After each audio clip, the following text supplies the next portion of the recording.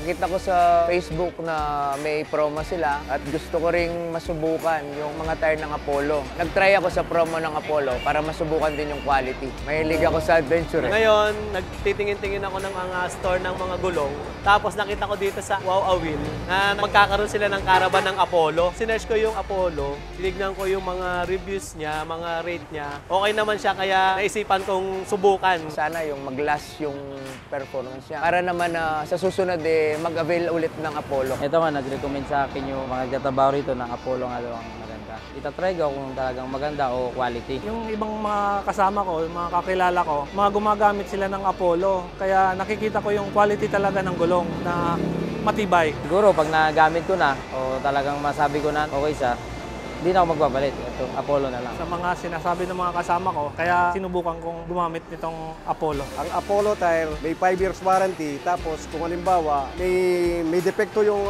yung gulong, pwedeng palitan. Kung sa presyo, mura siya. Hindi kagaya ng ibang made sa ibang bansa ang mahal ng price niya. Karamihan sa mga truck, yun ang ginagamit eh. Sabi kasi nila maganda talagang quality ng Apollo kaya susubukan ko ngayon.